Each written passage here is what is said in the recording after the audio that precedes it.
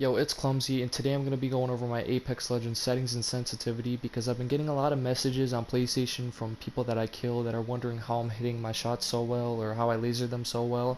And I also been getting some comments on TikTok and YouTube about what my settings are and my sensitivity is, so this video is for those people. Let's just get right into the settings.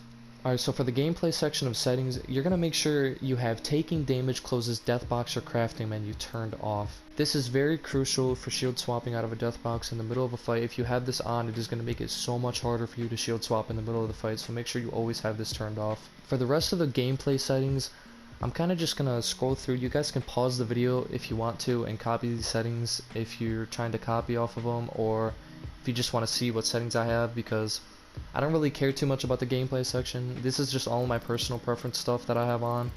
The jetpack control, like this stuff, I don't even play Valkyrie, so I never even touch that.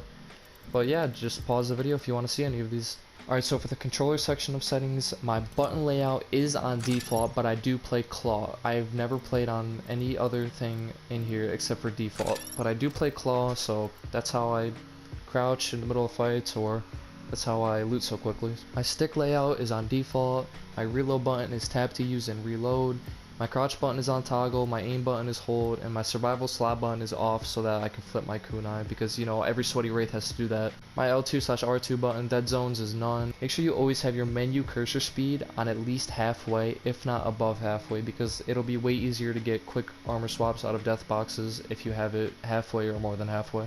Now my look sensitivity is on 4 look and 3 ADS, and I do not play on per optic settings. My response curve is on classic, my look dead zone is small, my movement dead zone is small, my inverted look is off. I do not play ALCs. For the video section of settings, my field of view is 110, but this is kind of like personal preference.